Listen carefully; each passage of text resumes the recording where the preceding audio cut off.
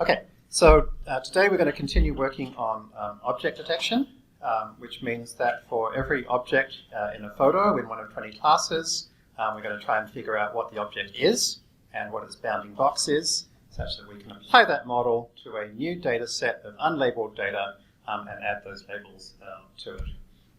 The general approach we're going to use is to start simple and gradually make it more complicated. So we started last week with a simple classifier, the 3 lines of code classifier.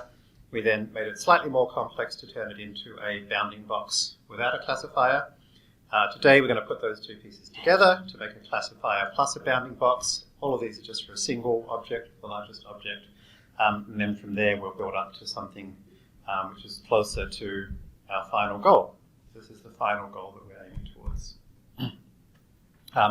You should go back and make sure that you understand all of these concepts from last week before you move on. If you don't, go back and re-go through the notebooks carefully. I won't read them all to you because you can see them in the video easily enough. But perhaps this is the most important, knowing how to jump around source code in whatever editor you prefer to use. Matplotlib, Lambda functions. Lambda functions also particularly important. They come up everywhere.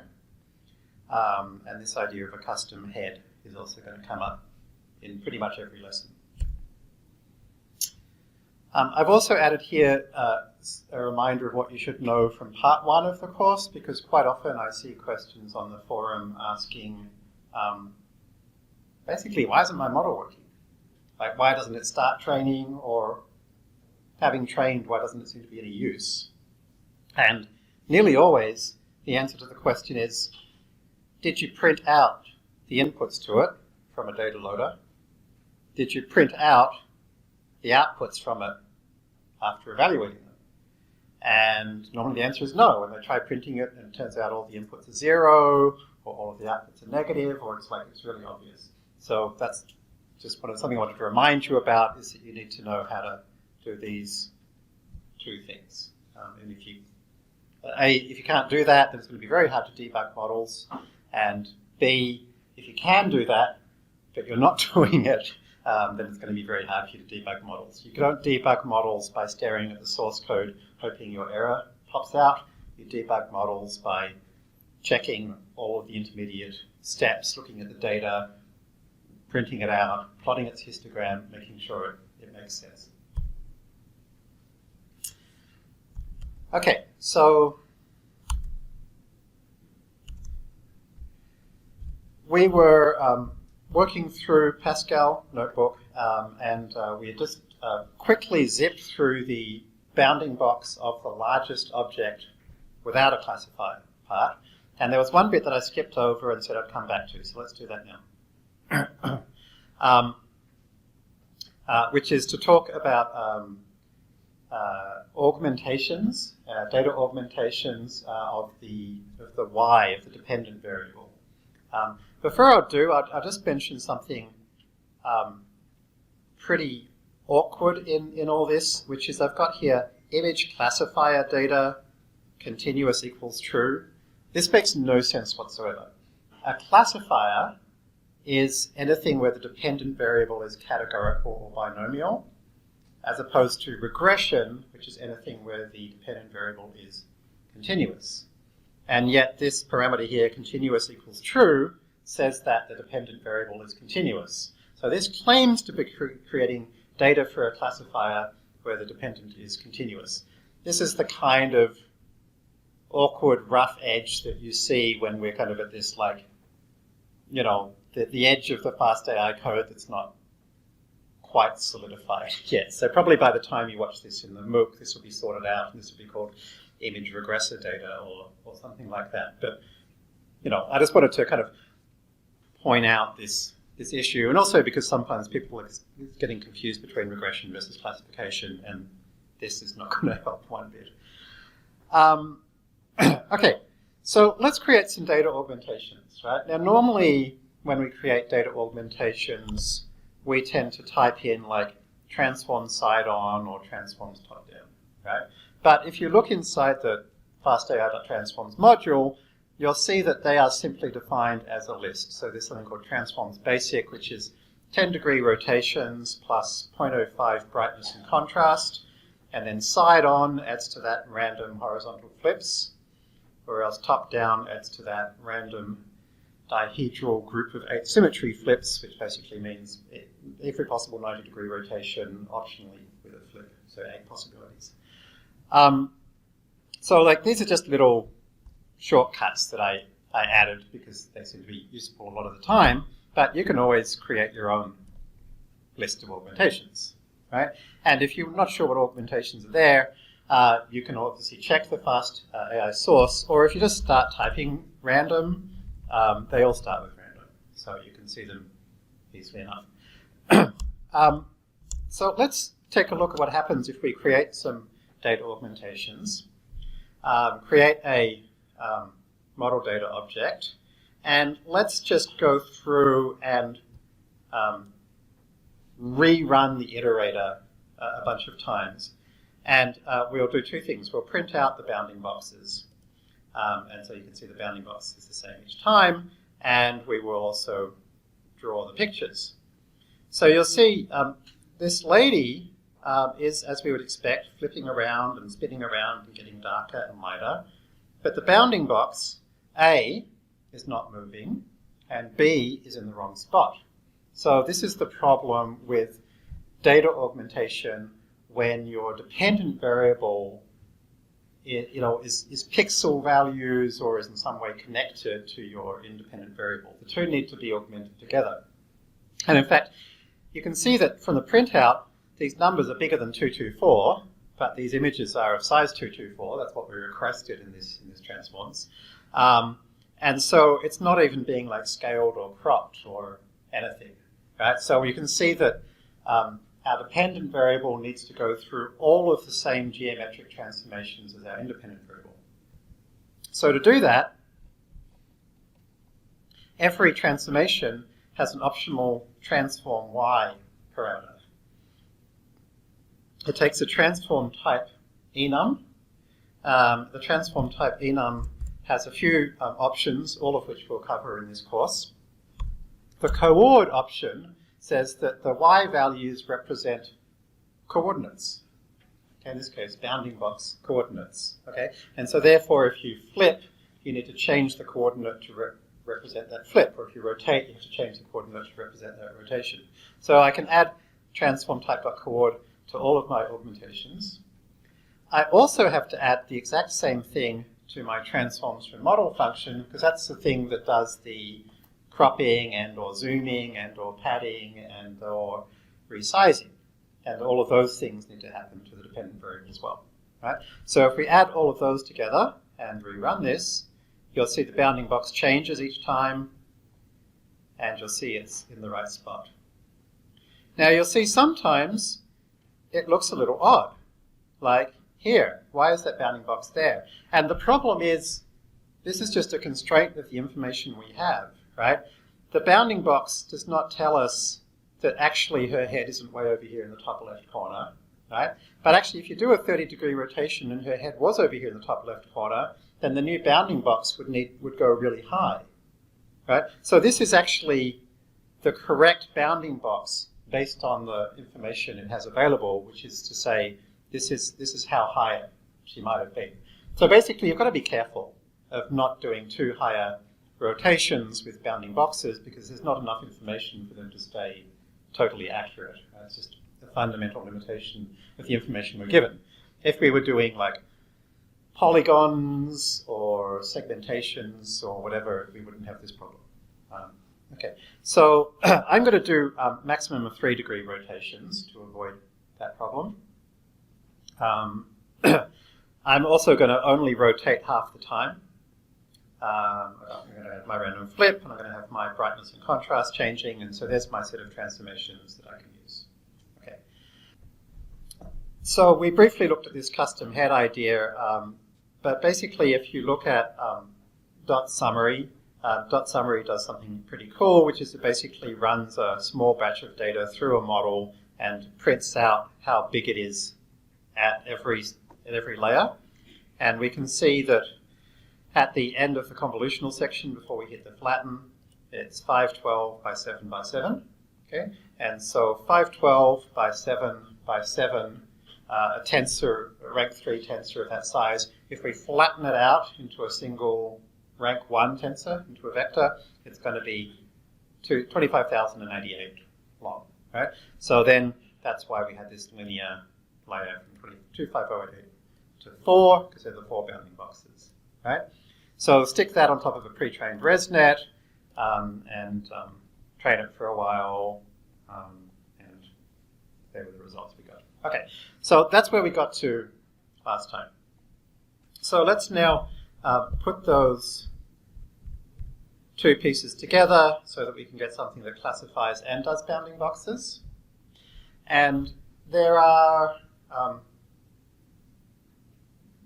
three things that we need to do basically to train a neural network ever, right?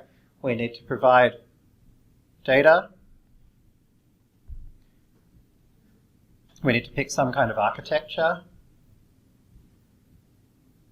And we need a loss function.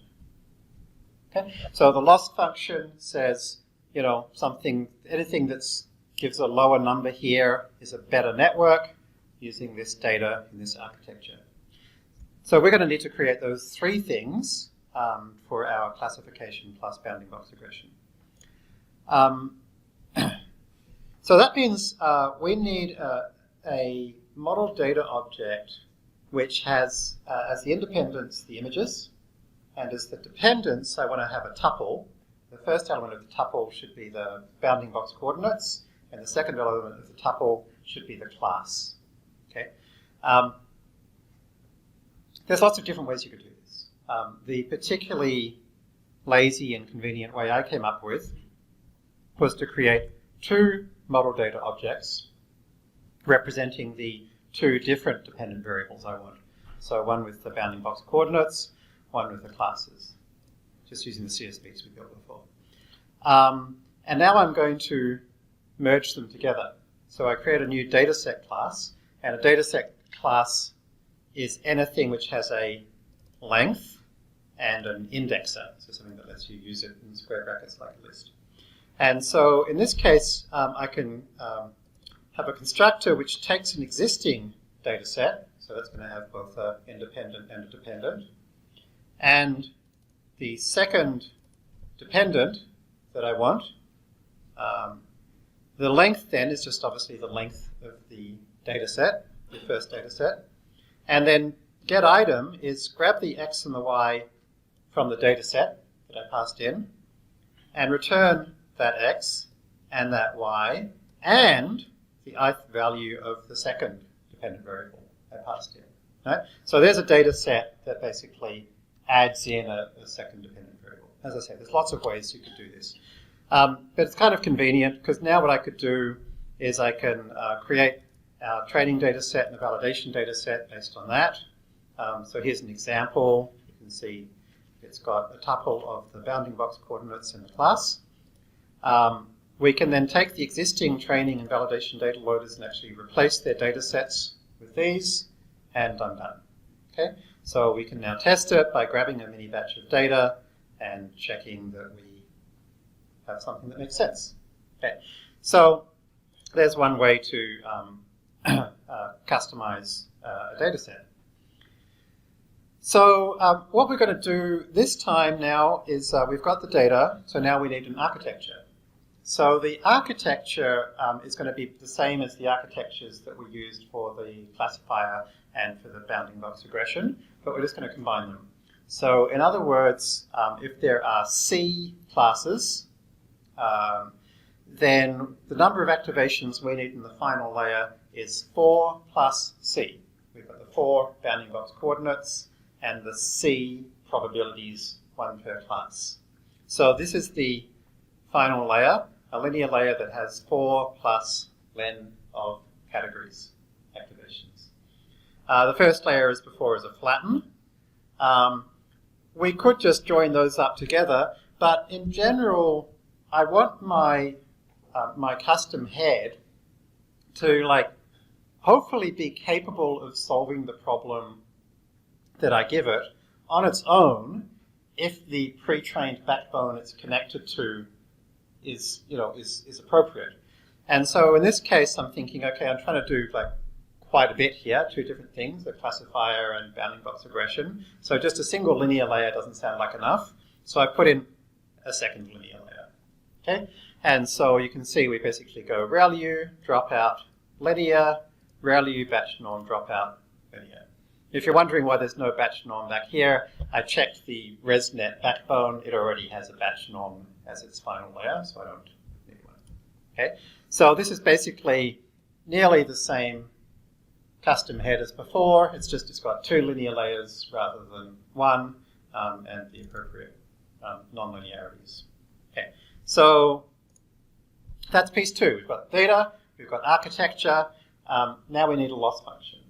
So the loss function needs to look at these 4 plus C activations and decide, are they good, right? Are these numbers accurately reflecting the position and class of the largest object in this image? We know how to do that. For the first 4, we use L1 loss, just like we did in the bounding box regression before. Remember, L1 loss is like mean squared error, but rather than sum of squareds, it's sum of absolute values. And then for the rest of the activations, we can use cross-entropy loss. So let's go ahead and do that. So we're going to create something called detection loss. And loss functions always take an input and a target. That's what PyTorch always calls them. So this is the activations. This is the ground truth. So remember that our custom data set returns a tuple containing the bounding box coordinates in the classes. So we can destructure that, use destructuring assignment to grab the bounding boxes and the classes of the target. Okay? And then the bounding boxes and the classes of the input are simply the first 4 elements of the input and the 4 onwards elements of the input. And remember, we've also got a batch dimension that we need to grab the whole thing.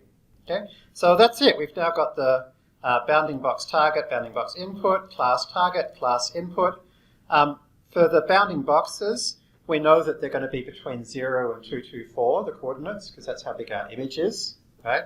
So let's grab a sigmoid to force it between 0 and 1, multiply it by 224, and that's just helping our neural net, get close to what we, be in the range we know it has to be. As a general rule, is it better to put batch norm before or after a ReLU? I would suggest that you should put it after a ReLU, because batch norm is meant to move towards a 0, 1 random variable. And if you put ReLU after it, then you're truncating it at 0.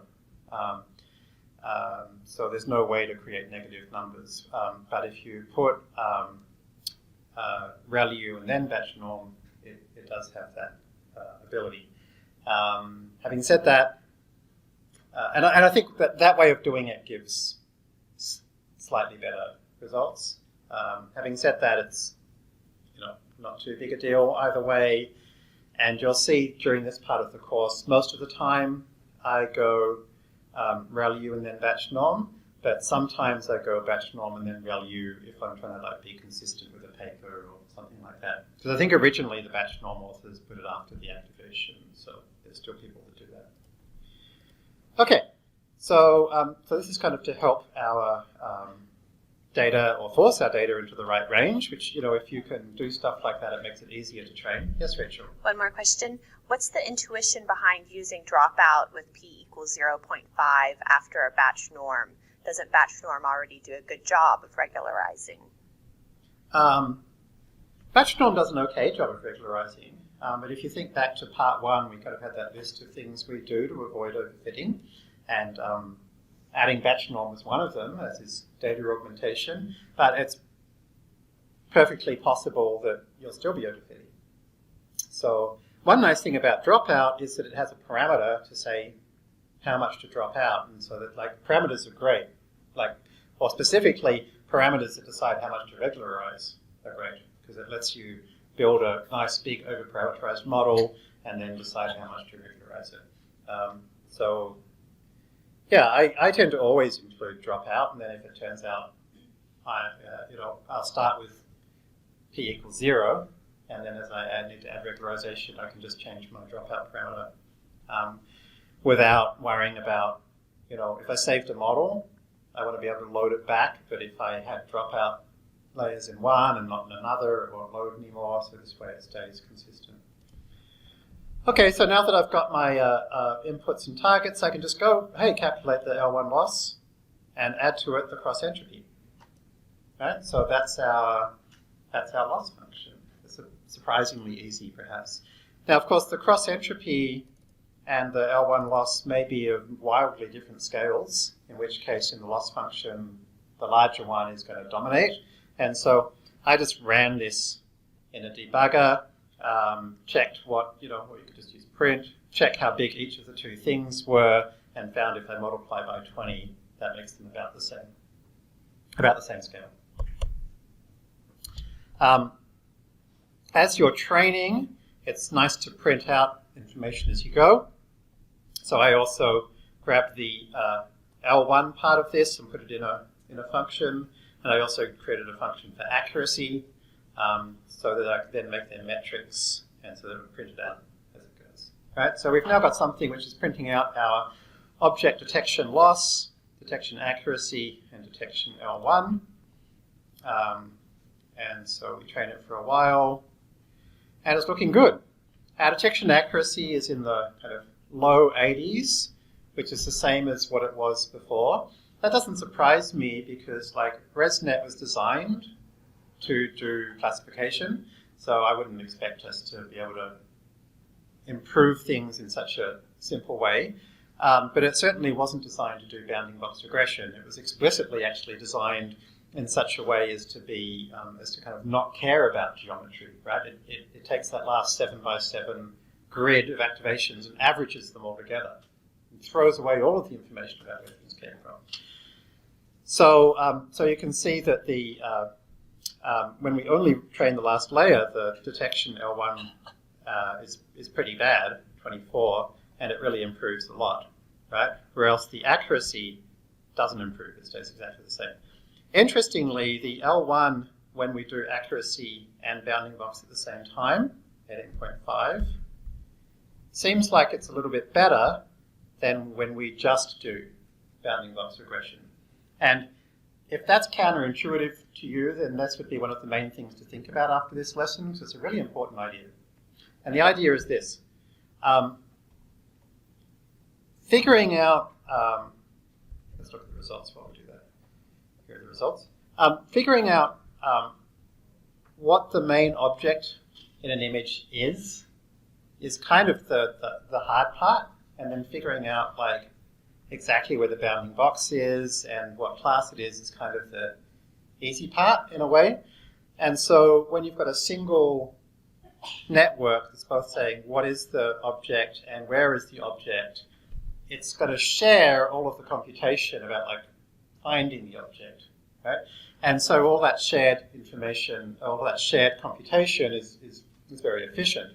And so when we backpropagate the errors in the class and in the place, that's all information that's going to help the computation around finding the biggest object, right?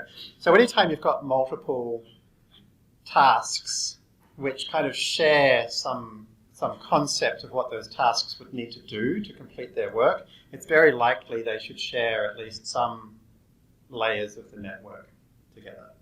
Okay? And we'll look later today at a place where most of the layers are shared, but just the last one isn't. We'll see that later.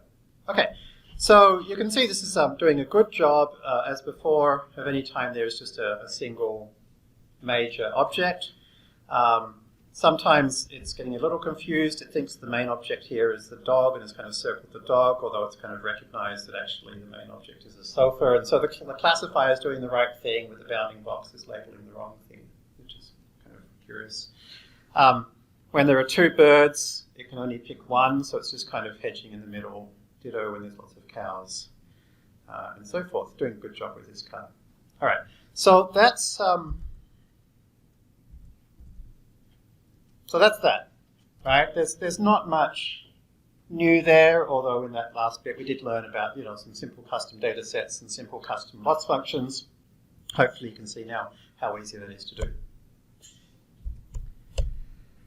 So the next stage for me would be to do multi-label classification. So this is this idea that I just want to keep building models that are slightly more complex than the last model, but hopefully don't require too much extra concepts, so I can kind of keep seeing things working, and if something stops working, I know exactly where it broke. I'm not going to try and build everything at the same time.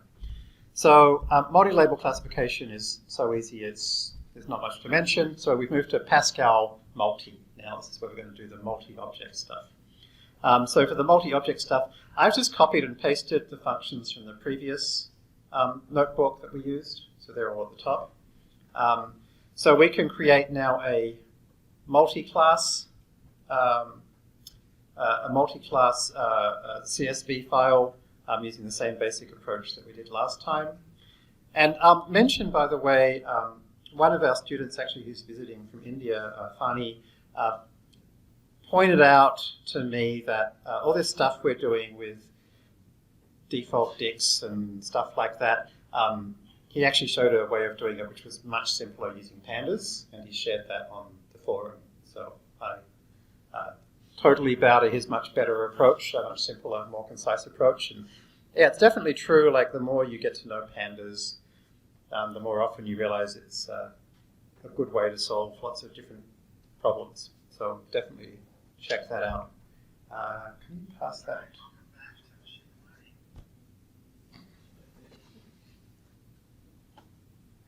When you're building out the smaller models and you're iterating, do you reuse those models as pre-trained weights for this larger one, or do you just toss it all away and then retrain from scratch with? When I'm kind of figuring stuff out as I go like this, I would generally lean towards tossing away, because the kind of reusing pre-trained weights introduces complexities that I'm not ready to think about. However, if I'm trying to get to a point where I can run something on really big images, I'll generally start on much smaller ones, and often I will reuse those weights.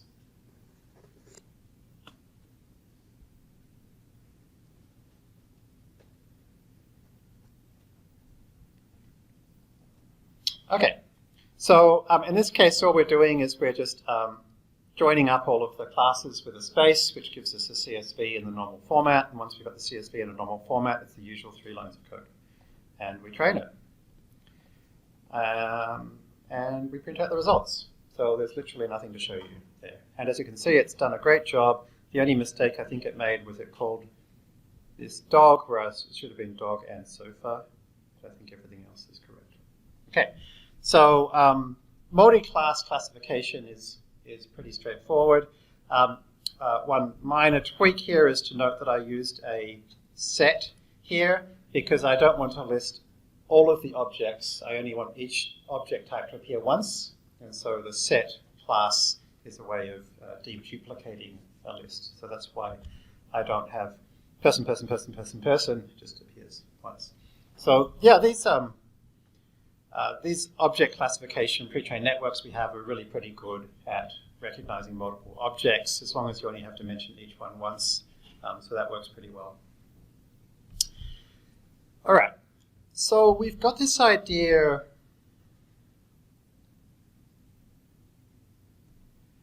that we've got an input image that goes through a convnet, which we just kind of treat as a black box, and it spits out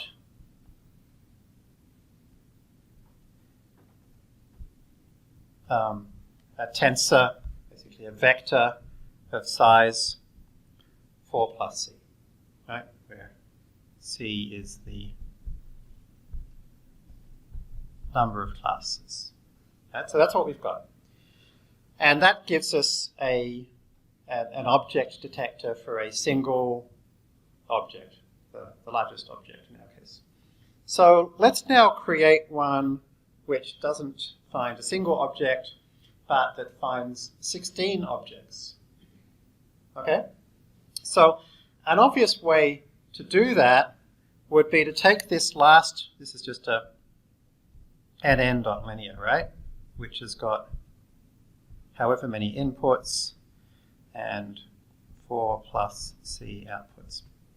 We could take that linear layer, and rather than having 4 plus C outputs, we could have 16 times 4 plus C outputs. So it's now spitting out enough things to give us 16 sets of class probabilities and 16 sets of bounding box coordinates. And then we would just need a loss function that would check whether those 16 sets of bounding boxes correctly represented the up to 16 objects that were represented in the image. Now there's a lot of hand waving about the loss function. We'll go into it later as to what that is, but let's pretend we have one. Right? Assuming we had a reasonable loss function, that's totally going to work. Right? That is an architecture which has the necessary output activations that with the correct loss function, we should be able to train it to do what we want it to do. Okay? But that's just one way to do it. There's a second way we could do it. Rather than having a nn.linear, what if instead we took from our ResNet convolutional backbone, not an nn.linear, but instead we added a nn.conv2d with stride 2. Right? So the final layer of ResNet is gives you a 7 by 7 by 512 result. Right? So this would give us a 4 by 4 by whatever number of filters result. Maybe for the number of filters, let's say we've picked 256. Okay? So it would be 4 by 4 by 256. 4 by 4 by 256 has, well, actually, no, let's change that. Let's not make it 4 by 4 by 256. Better still, let's do it all in one step. Let's make it 4 by 4 by 4 plus C. Because now we've got a tensor where the number of elements is exactly equal to the number of elements we wanted. So in other words, we could now, this would work too. If we created a loss function that took a 4 by 4 by 4 plus C tensor and mapped it to 16 objects in the image and checked whether each one was correctly represented by those 4 plus C activations, that would work. Like these are two exactly equivalent sets of activations because they've got the same number of elements, they're just reshaped. Yeah? So it turns out that both of these approaches are actually used. The approach where you basically just spit out one big long vector from a fully connected linear layer is used by a class of models known as Yolo. Whereas the approach of the convolutional activations is used by models which started with something called Ssd, or single shot detector. What I will say is that since these things came out at very similar times in late 2015, things have very much moved towards here, to the point where this morning Yolo version 3 came out, and is now doing it the SSD way. Okay, so that's what we're going to do, right? We're going to do this, and we're going to learn about why this makes more sense as well.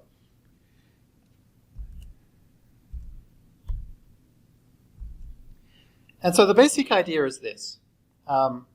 Let's imagine that on top of, underneath this, we had another conv2d, stride 2.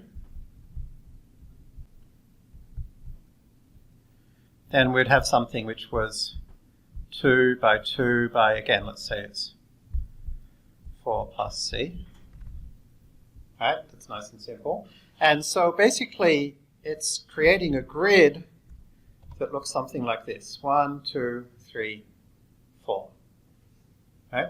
So that would be like how the activations are, you know, the geometry of the activations of that second extra convolutional stride 2 layer. Remember, stride 2 convolution does the same thing to the geometry of the activations as a stride 1 convolution followed by a max pooling, assuming padding's okay. So let's talk about what we might do here, because the basic idea is, like, we want to kind of say, all right, this top left grid cell is responsible for identifying any object that's in the top left. And this one in the top right is responsible for identifying something in the top right, this one in the bottom left, and this one the bottom right. Okay, so in this case, you can actually see it started. It said, okay, this one is going to try and find the chair.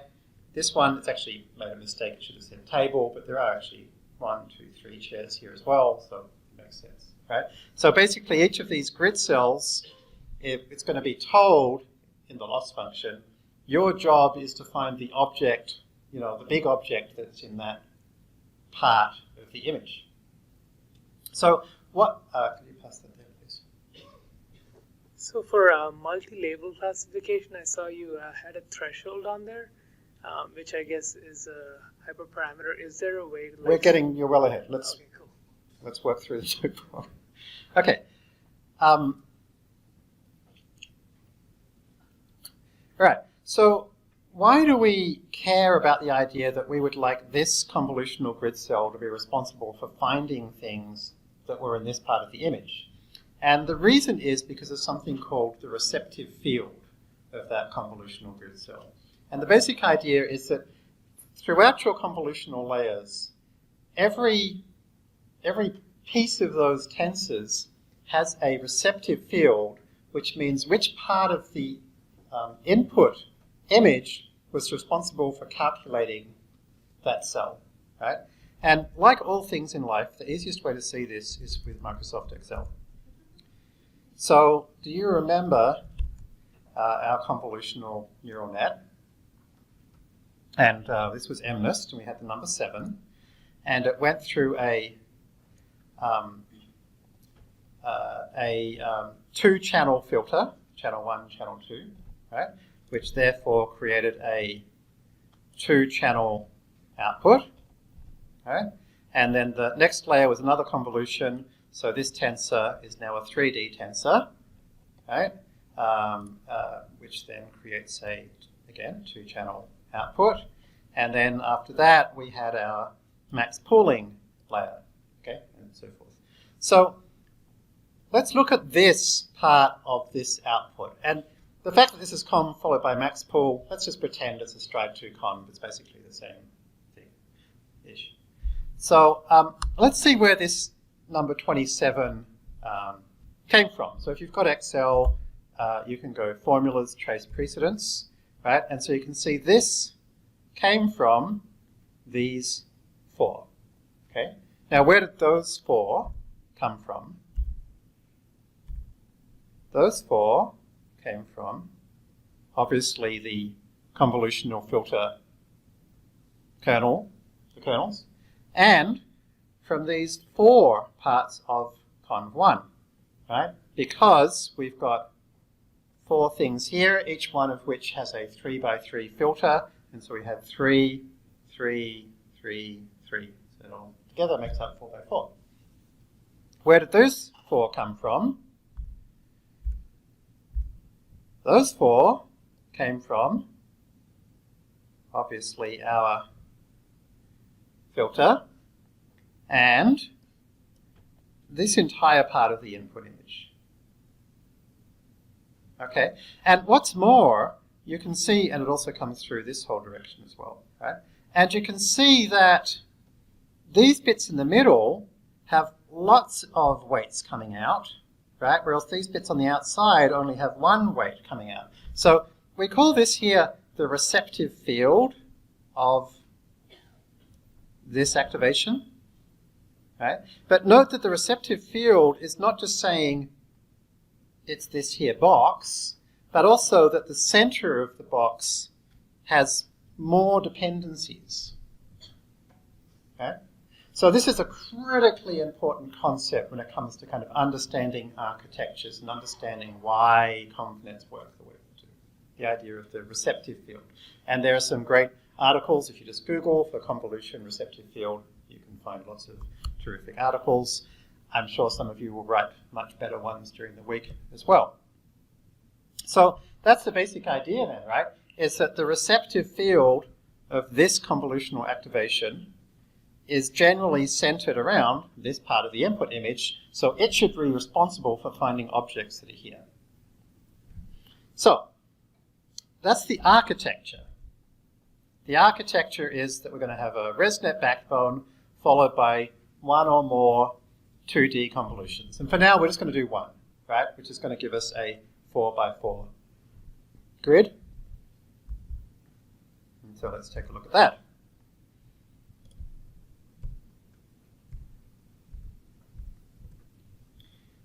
So here it is.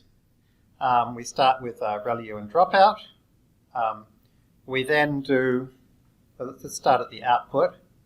Well, actually, let's go through and see what we've got here. This one's not being used. We start with a stride 1 convolution. And the reason we start with a stride 1 convolution is because that doesn't change the geometry at all. It just lets us add an extra layer of calculations, right? It lets us create, you know, not just a linear layer, but now we have like a little mini neural network in our custom head, right? So we start with a stride 1 convolution. And standard conv is just something I defined up here, which does convolution, ReLU, batch norm, dropout. Right? Like most research code you see won't define a class like this. Instead, they'll write the entire thing again and again and again, convolution, batch norm, dropout. It's like, don't be like that, right? Like that kind of duplicate code leads to errors and leads to poor understanding. Right?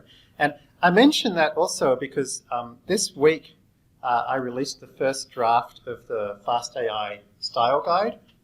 And the FastAI style guide is very heavily oriented towards the idea of expository programming, which is the idea that programming code should be something that you can use to explain an idea, ideally as readily as mathematical notation, to somebody that understands your coding method. And so the idea actually goes back a very long way, but it was best described in the Turing Award lecture. This is like the Nobel of Computer Science. The Turing Award lecture of 1979 by probably my greatest computer science hero, Ken Iverson. He had been working on it since, well before 1964, but 1964 was the first example of this approach to programming. He released something called APL. And then 25 years later, he won the Turing Award. He then passed on the baton to his son, Eric Iverson, and there's been basically 50 or 60 years now of continuous development of this idea of like what does programming look like when it's designed to be a notation as a tool for thought for expository programming. And so I've made a very shoddy attempt at taking some of these ideas and thinking about how can they be applied to Python programming with all the limitations by comparison that Python has. Anyway, so, but, you know, here's a very simple example, is that if you write all of these things again and again and again, then it really hides the fact that you've got, you know, two convolutional layers, one of stride 1, one of stride 2. So my default for standard conv is stride 2. Right, so this is stride 1, this is a stride 2. And then at the end, so the output of this is going to be 4 by 4. Right? I've got a outconv, and an outconv is interesting. You can see it's got two separate convolutional layers, each of which is stride 1, so it's not changing the geometry of the input. Right? One of them is of length of the number of classes. Just ignore k for now. K is equal to 1 at this point in the code, so it's not doing anything. So 1 is equal to the length of the number of classes. 1 is equal to 4. And so this is this idea of, rather than having a single conv layer that outputs 4 plus c, let's have two conv layers, one of which outputs 4, one of which outputs c. And then I will just return them as a list of 2 items. Right? That's nearly the same thing. Right? It's nearly the same thing as having a single conv layer that outputs 4 plus c, but it lets these layers specialize just a little bit. Right? So like we talked about this idea that when you've got kind of multiple tasks, they can share layers, but they don't have to share all the layers. So in this case, our 2 tasks, which is create a classifier and create bounding box regression, share every single layer except the very last one. Okay? And so this is going to spit out 2 separate tensors of activations, one of the classes and one of the bounding box coordinates. Why am I adding 1? That's because I'm going to have one more class for background. Right? So if there aren't actually 16 objects to detect, or if there isn't an object in this corner represented by this convolutional grid cell, then I want it to predict background, which means no object there. So that's the entirety. That's the entirety of our architecture. It's incredibly simple, right? But the point is now that we have this convolutional layer at the end. One thing I do is that at the very end, I flatten out the convolution. Basically, because I wrote the loss function to expect a flattened out tensor, but we could totally rewrite it to not do that. I might even try doing that during the week and see which one looks easier to understand. Okay, so we've got our data. We've got our architecture. So now all we need is a loss function. Okay, so the loss function needs to look at each of these 16 sets of activations, each of which are going to have 4 bounding box coordinates and c plus 1 class probabilities, and decide are those activations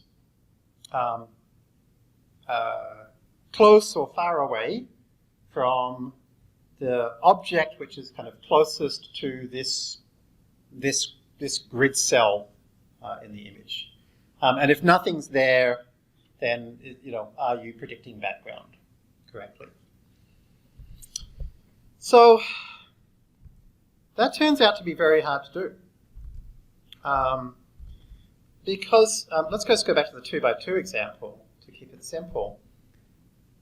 The loss function actually needs to take each of the objects in the image and match them to one of these convolutional grid cells to say, like, this grid cell is responsible for this particular object, and this grid cell is responsible for this particular object. So then it can go ahead and say, like, okay, how close are the 4 coordinates and how close are the class probabilities, right? So this is called the matching problem. And in order to explain it, I'm going to show it to you. But what I'm going to do first is I'm going to take a break, okay, and we're going to come back and understand the matching problem. So during the break, have a think about how would you design a loss function here? How would you design a function which has a lower value if these 16 times 4 plus k activations, somehow better reflect the up to 16 objects which are actually in the ground truth image. And we'll come back at 7:40. So here's our goal. Our dependent variable basically looks like that. And there's just an extract from our CSV file chucked into pandas. And our final convolutional layer is going to be a bunch of numbers, which initially is a 4, 5, 4, 5. In this case, I think C is equal to 20, plus we've got 1 for background, right? So 4 plus 21 equals 26, right? 4 by 4, right? And then we flatten that out into a vector. We flatten that out into a vector. And so basically our goal then is to say for some particular set of activations that ended up coming out of this model, for some, let's pick some particular dependent variable, we need some function that takes in that and that, right? And where it feeds back a higher number if these activations aren't a good reflection of the ground truth bounding boxes, or a lower number if it is a good reflection of the ground truth bounding boxes. That's our goal. We need to create that function. And so the general approach to creating that function will be to, first of all, to simplify it down to the 2x2 version, will be to, first of all, well, actually, I'll show you, right?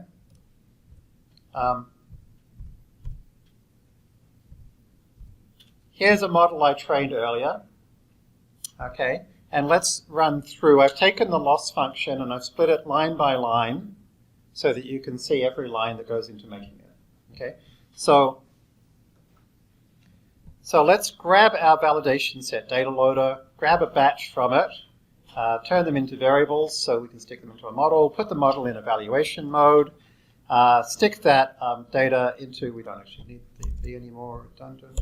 Stick that data into our model to grab a batch of activations. And remember, the final output convolution returned 2 items, right? The classes and the bounding boxes. So we can do destructuring assignment to grab the 2 pieces, the batch of classes and outputs, and the batch of bounding box outputs. Okay. And so, as expected, the batch of class outputs is batch size 64 by 16 grid cells by 21 classes, and then 64 by 16 by 4 for the bounding box coordinates. Okay? Hopefully that all makes sense. And after class, go back and just make sure, if it's not obvious why these are the shapes, make sure you get to the point where you understand why they are. Let's now go back and look at the ground truth. So the ground truth is in this y variable. So let's grab the bounding box part and the class part and put them into these 2 Python variables and print them out. And so there's our ground truth bounding boxes, and there's our ground truth classes. So this image apparently has 3 objects in it. So let's draw a picture of the 3 objects, and there they are. Okay. We already have a show ground truth function. The torch ground truth function simply converts the tensors into NumPy and passes them along so that we can print them out. So here we've got the bounding box coordinates. You'll notice that they've all been scaled to between 0 and 1. Okay, so basically we're treating the image as being like 1 by 1.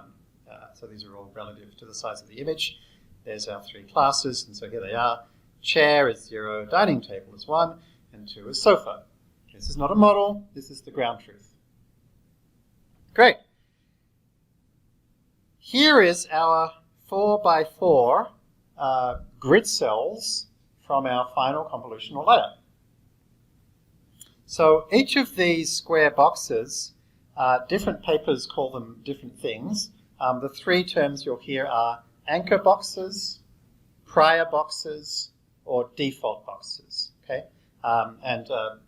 Through this explanation you'll get a sense of what they are, but for now think of them as just these 16 squares.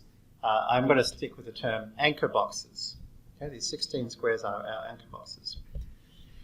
So what we're going to do for this loss function is we're going to go through a matching problem where we're going to take every one of these 16 boxes and we're going to see which one of these three ground truth objects has the highest amount of overlap with this square.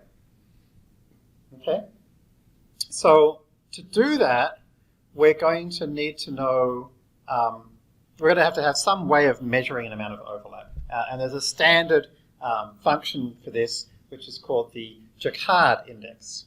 And the Jacquard Index is very simple. I'll do it through example. Let's take this sofa. Okay, so if we take this sofa, and let's take the Jacquard Index of this sofa with this grid cell here. Right? What we do is we find the area of their intersection. So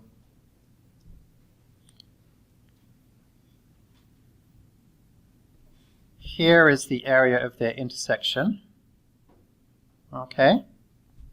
And then we find the area of their union. So here is the area of their, that's not very helpful. Here's the area of their union. Okay. And then we say, take the intersection divided by the union. Okay. And so that's Jacquard Index, also known as IOU, intersection over union.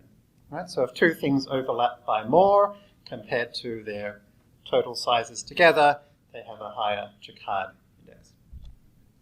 All right. So we're going to go through and find the Jacquard overlap for each one of these three objects versus each of these 16 anchor boxes. And so that's going to give us a 3 by 16 matrix. Right? For every ground truth object, for every anchor box, how much overlap is there? So here are the coordinates of all of our anchor boxes.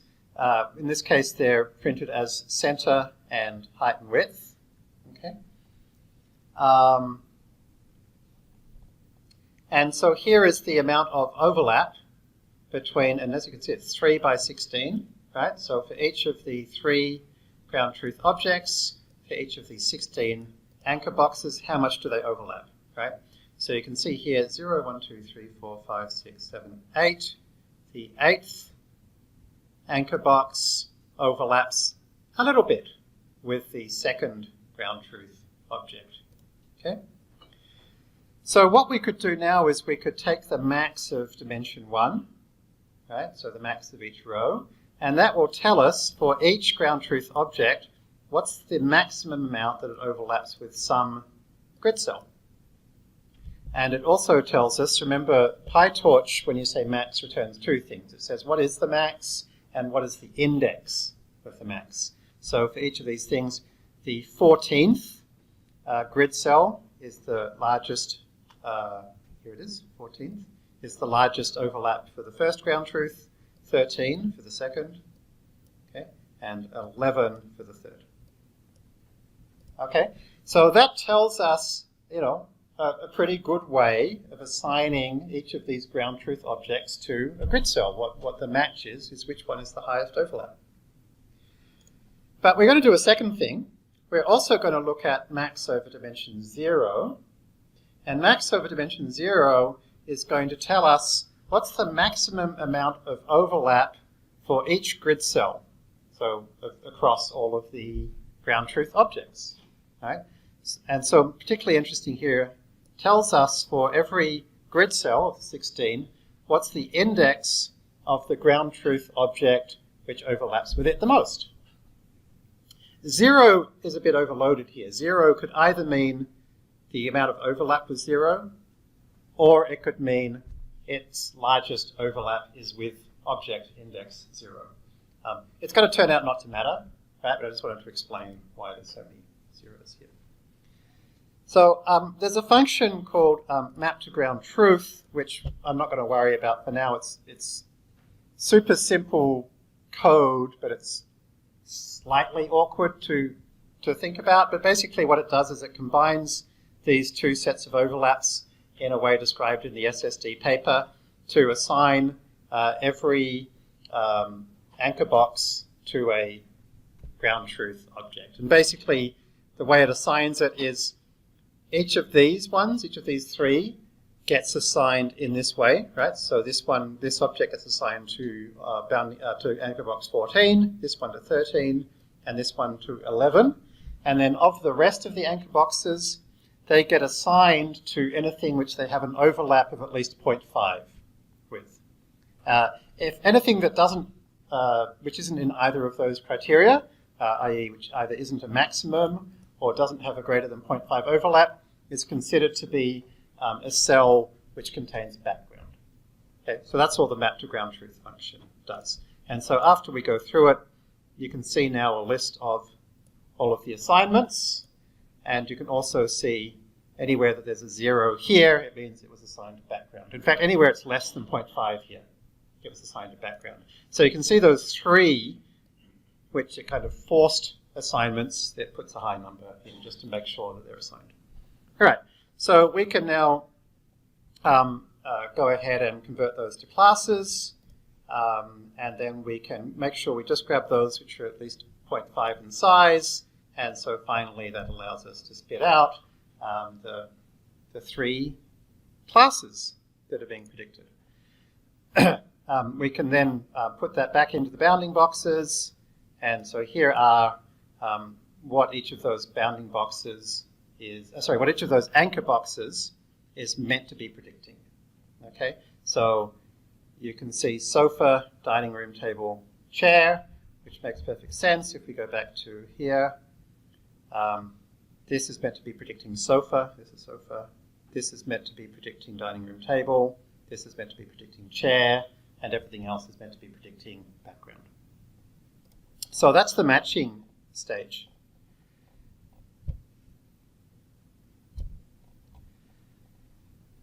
So once we've done the matching stage, we're basically done.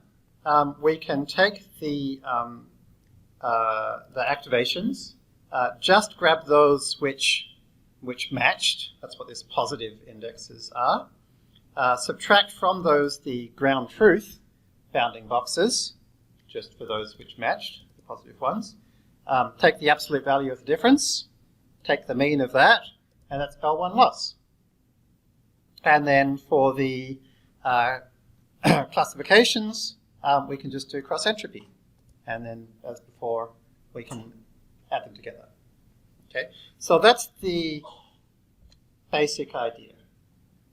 There's a few, and so this is what's going to happen, right? We're going to end up with 16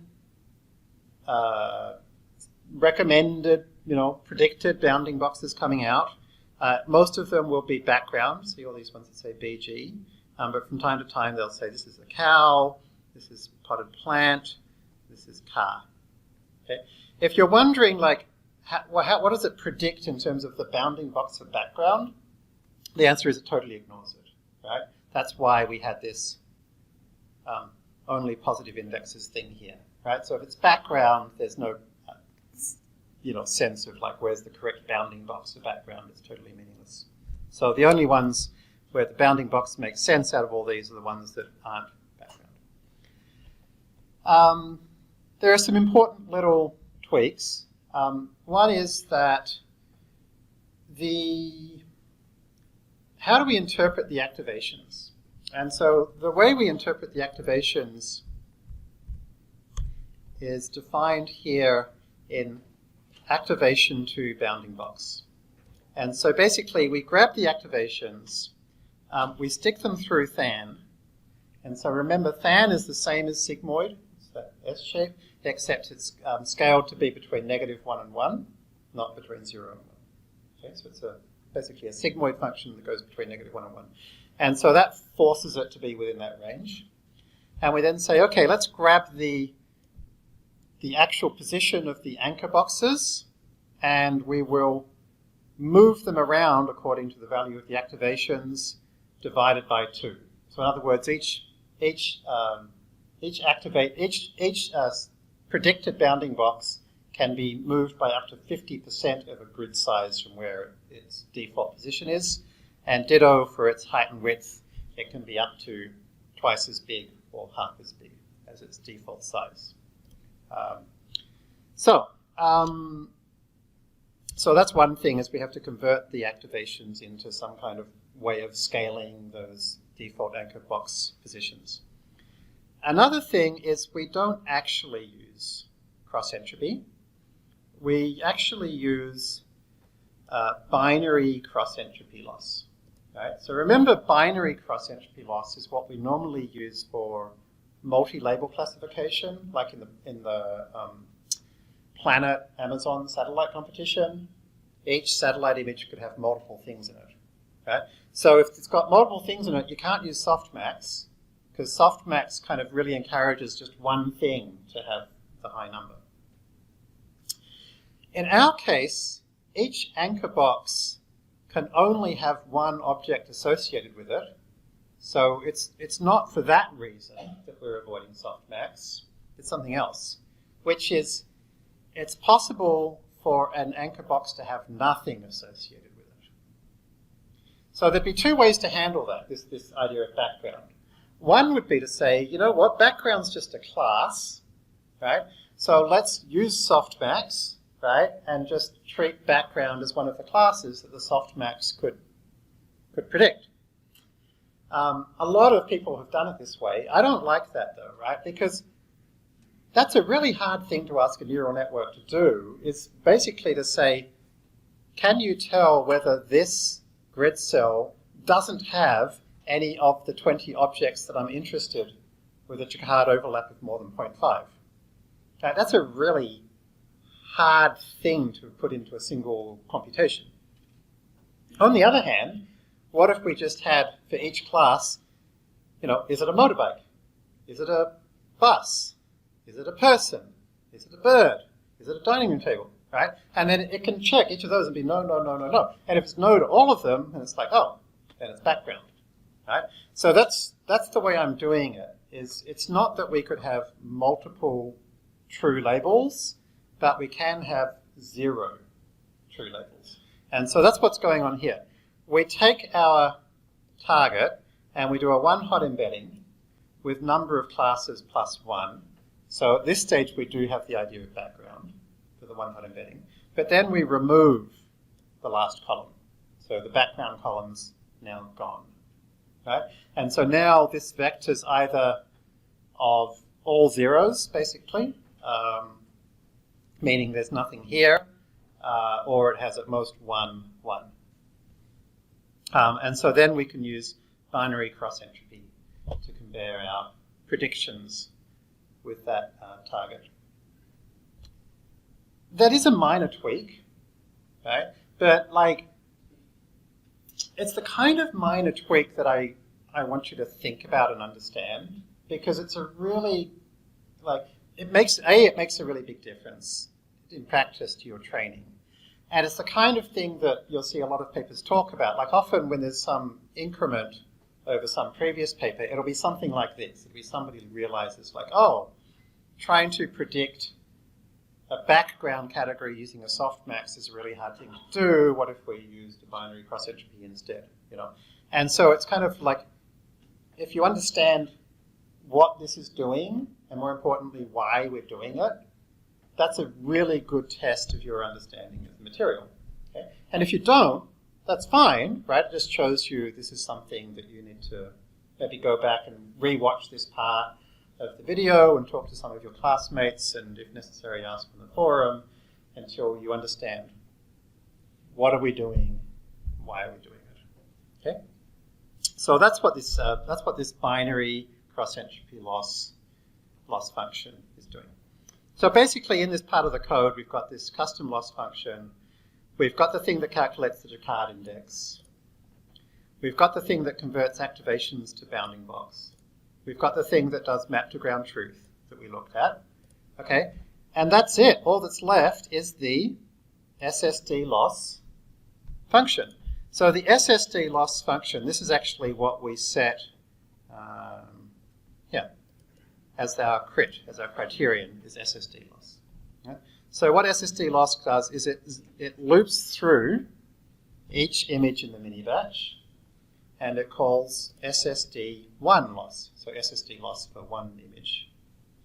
So this function is really where it's all happening. This is calculating the Ssd loss for one image. Right? So we destructure our bounding boxing class, and basically what this is doing here, actually, this is worth mentioning. A lot of code you find out there on the internet doesn't work with mini batches. It only does like one thing at a time, which we really don't want. So in this case, all of this stuff is working. It's not exactly on a mini batch at a time, but it's on a whole bunch of ground truth objects at a time. And the data loader is being fed a mini batch at a time to do all the convolutional layers. Because we could have different numbers of ground truth objects in each image, but a tensor has to be a strict rectangular shape, FastAI automatically pads it with zeros, anything that's not the same length. Right? So it's a thing I fairly recently added, but it's super handy. Almost no other libraries do that. But that does mean that you then have to make sure that you get rid of those zeros. Right? So you can see here I'm checking to find all of the non-zeros, and I'm only keeping those. Right? So this is just getting rid of any of the bounding boxes that are actually just padding. Okay, so get rid of the padding, turn the activations to bounding boxes, do the Jacquard, do the ground truth. This is all the stuff we just went through. It's all line by line underneath, right? Check that there's an overlap greater than something around 0.4 or 0.5. Different papers use different values for this. Find the things that match. Put the background class for those, and then finally get the L1 loss for the localization part, get the binary cross-entropy loss for the classification part, return those two pieces, and then finally add them together.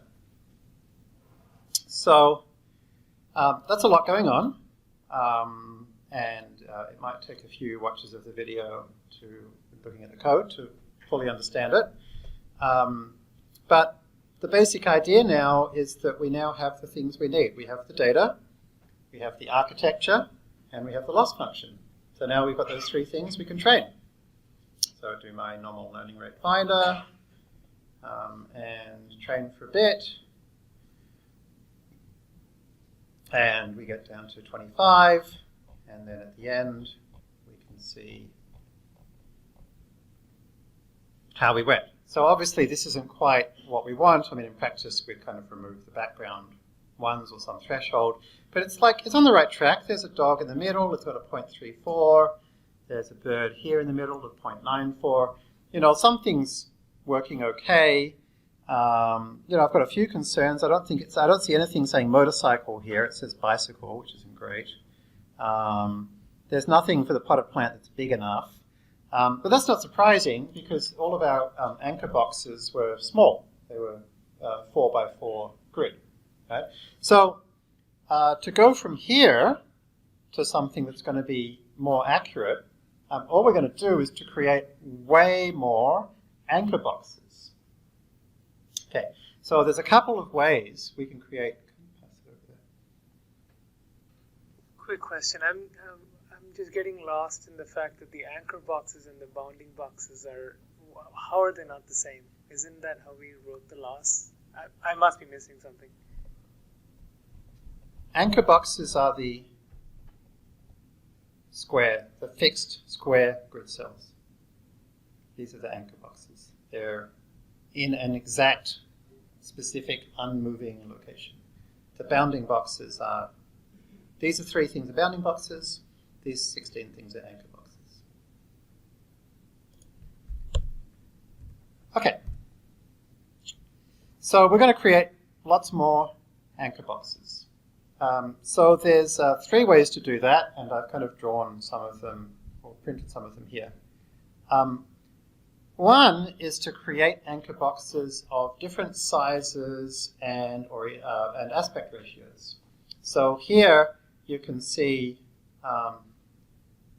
there's a upright rectangle, there's a lying down rectangle, and there's a square. There's a question for the multi-label classification. Why aren't we multiplying the categorical loss by a constant like we did before? That's a great question. Because later on it'll turn out we don't need to. Yeah.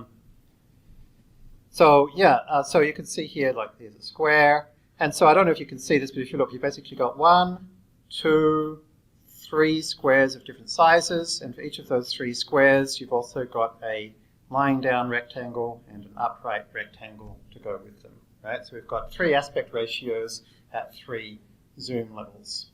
So that's one way we can do this, right?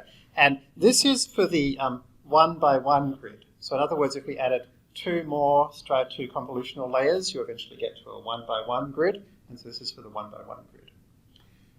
Another thing we could do is to use more convolutional layers as sources of anchor boxes. So as well as our, and I've randomly jittered these a little bit so it's easier to see, right? So as well as our 16 by 16 grid cells, you can hear there's 20 and 22, all these little grid cells. We've also got 2 by 2 grid cells, and we've also got the 1 by 1 grid cell, right? So in other words, if we add 3 stride 2 convolutions to the end, we'll have 4 by 4, 2 by 2, and 1 by 1 sets of grid cells, all of which have anchor boxes. And then for every one of those, we can have all of these different shapes and sizes, right? So obviously those 2 are combined with each other to create lots of anchor boxes, and if I try to print that on the screen, it's just one big blur of color, so I'm not going to do that. So that's all this code is, right? It says, all right, what are all the grid cell sizes I have for the anchor boxes? What are all the zoom levels I have for the anchor boxes? And what are all the aspect ratios I have for the anchor boxes? And the rest of this code then just goes away and creates the top left and bottom right corners inside anchor corner, and the middle and height and width in anchors. Okay, so that's all this does, and you can go through it and print out the anchors and anchor corner.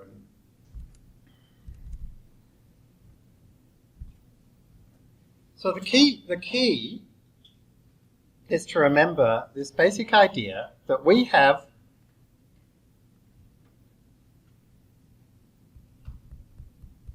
a vector of ground truth stuff, right? Where that stuff is like sets of 4 bounding boxes. But this is what we were given. It was in the JSON files, right? It's the ground truth. It's a dependent variable. Sets of 4 bounding boxes, and for each one also a class, right? So this is a person in this location.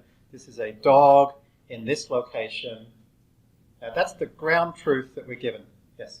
Just to clarify, each set of 4 is one box. Yeah, exactly. Top left it's to bottom right. top left XY, bottom right XY.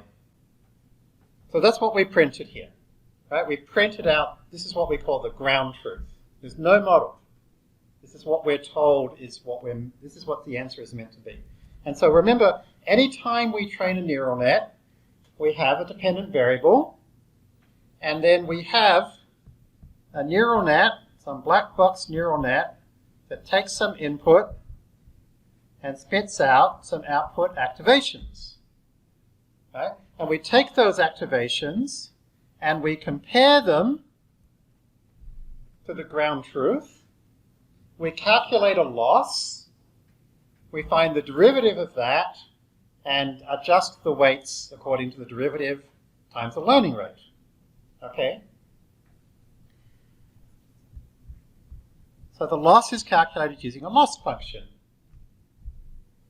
Something I wanted to say is just I think one of the challenges with this problem is part of what's going on here is we're having to come up with an architecture that's letting us predict this ground truth. Like it's not, because you can have, any number of objects in your picture, it's not, immediately obvious, like, oh, what's the correct architecture that's going to let us predict that sort of ground truth? I guess so, but I'm going to kind of make this claim, as we saw when we looked at the kind of Yolo versus SSD, that there are only two possible architectures. The last layer is fully connected, or the last layer is convolutional. And both of them work perfectly well.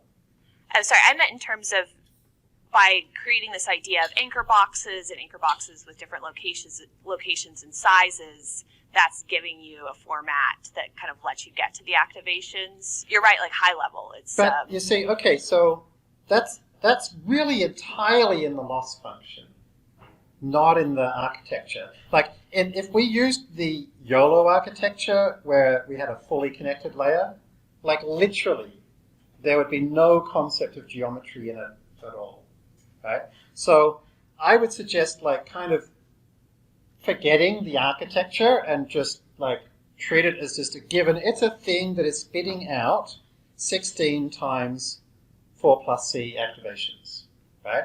And then I would say our job is to figure out how to take those 16 times 4 plus C activations and compare them to our ground truth, which is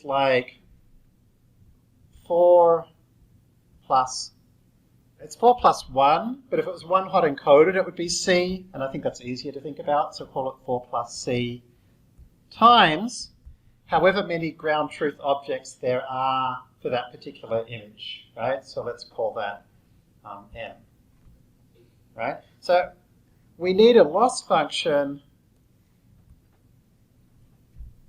that can take these two things and spit out a number that says how good are these activations, right? That's what we're trying to do.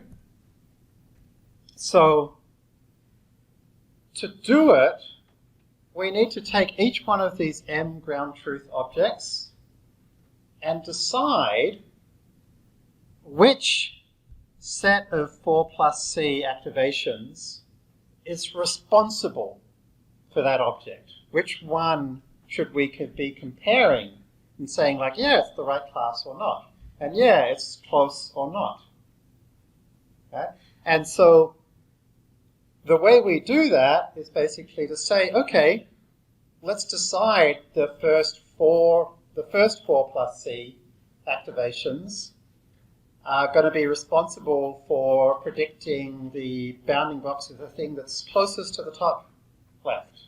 And the last 4 plus C will be predicting those that are furthest to the bottom right. Right? And kind of everything in between. So this is this matching problem.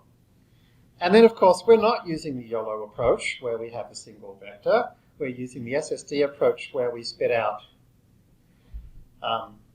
a convolutional output, which means that it's not arbitrary as to which we match up, but actually we want to match up the set of activations whose receptive field most closely reflects, has the maximum density from where this real object is, right? But that's a minor tweak. I guess perhaps the easy way to have taught this would have been to start with the Yolo approach, where it's just an arbitrary vector, and we can decide which activations correspond to which ground truth object, as long as it's consistent, right? It's got to be a consistent rule, because if in the first image, the top left object corresponds with the first 4 plus C activations, and then the second image we screw things around and suddenly it's now going with the last 4 plus C activations, the neural net doesn't know what to learn. Right? The neural net needs, the loss function needs to be some consistent task, right? And in this case, the consistent task is try to make these activations reflect the bounding box in this general area. That's basically what this loss function is trying to do. Can you pass that over there? So is it purely coincident that the 4x4 in the conv2D is the same thing as your 16? No, not at all coincidence. It's because though that 4x4 conv is going to give us activations whose receptive field corresponds to those locations in the input image. Right? So it's carefully designed to make that as effective as possible. Now, remember I told you before part 2 that the stuff we learn in part 2 is going to assume that you are extremely comfortable with everything you learned in part 1. And for a lot of you, you might be realizing now, maybe I wasn't quite as familiar with the stuff in part 1 as I first thought. And that's fine, right? But just realize you might just have to go back and really think deeply and experiment more with understanding with what are the inputs and outputs to each layer in a convolutional network? How big are they? What are their rank? Exactly how are they calculated? So that you really fully understand the idea of a receptive field and what's a loss function really? How does backpropagation work exactly? These things all need to be deeply felt intuitions, which you only get through practice.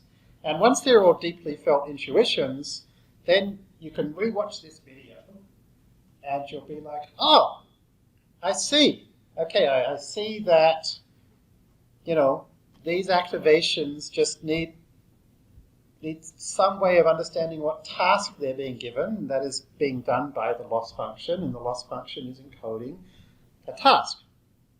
And so the task of the Ssd loss function is basically 2 parts. Part 1 is figure out which ground truth object is closest to which grid cell or which anchor box. Right? When we started doing this, the grid cells of the convolution and the anchor boxes were the same, right? But now we're starting to introduce the idea that we can have multiple anchor boxes per grid cell. Okay, so this is why it starts to get a little bit more complicated. So every ground truth object, we have to figure out which anchor box is it closest to. For every anchor box, we have to decide which ground truth object is it responsible for, if any. Okay? And once we've done that matching, it's trivial. Now we just basically go through and do, going back to the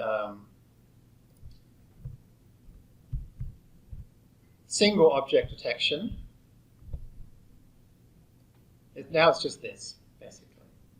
Right? It's once we've got every ground truth object matched to an anchor box, to a set of activations, we can basically then say, okay, what's the cross-entropy loss of the categorical part? What's the L1 loss of the coordinate part?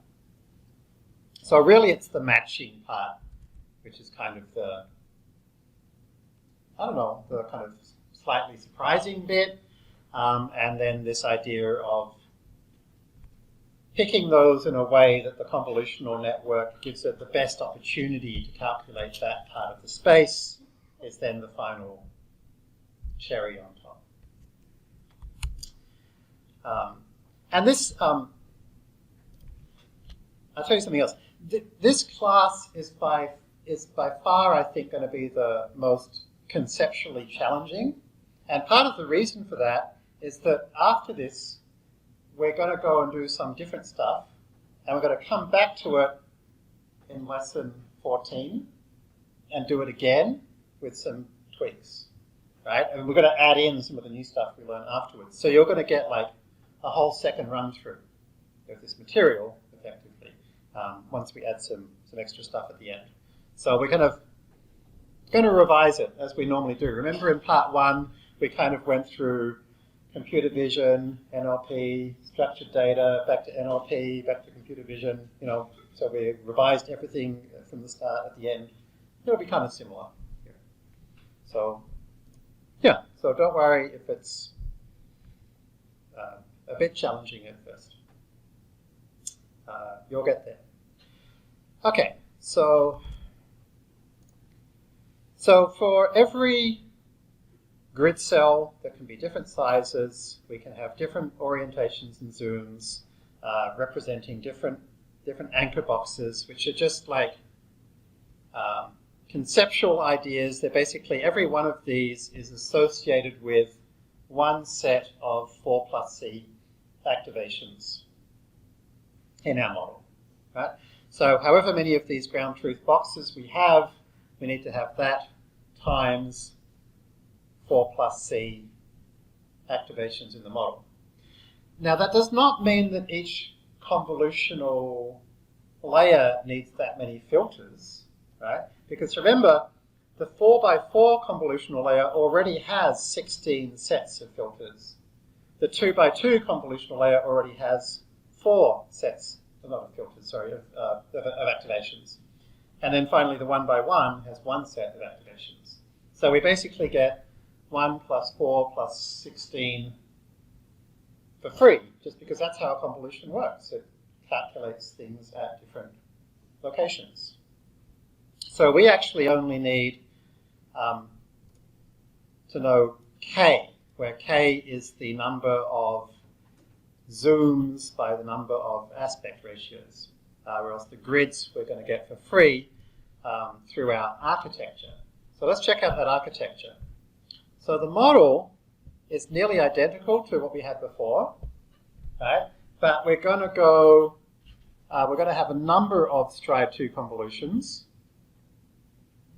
which is going to take us through to 4x4, 2x2, 1x1, right? Each stride 2 convolution halves our grid size in both directions, okay? And then after we do our first convolution to get to 4x4, we're going to grab a set of outputs from that because we want to save away the 4x4 grids anchors. And then once we get to 2x2, we grab another set of our 2x2 anchors. And then finally we get to 1x1, and so we get another set of outputs. Right? So you can see we've got like a whole bunch of these outconf. Right? This first one we're actually not using. So at the end of that, we can then concatenate, torch.cat, concatenate them all together. So we've got the 4x4 activations, the 2x2 activations, the 1x1 activations. So that's going to give us the correct number of activations to give us one activation for every anchor box that we have. Right? So then we just set our criterion as before to Ssd loss, and we go ahead and train, right? And away we go. So in this case, I'm just printing out those things with which are at least probability of 0.1. And you can see we've got some things look okay, some things don't. Our big objects like bird, we've got a box here with a 0.93 probability. It's looking to be in about the right spot. Our person's looking pretty hopeful. But our motorbike has nothing at all with a probability of 0.1. Our potted plant's looking pretty horrible. Our bus is all the wrong size. What's going on? Okay. So the what's going on here will tell us a lot about the kind of history of object detection. And so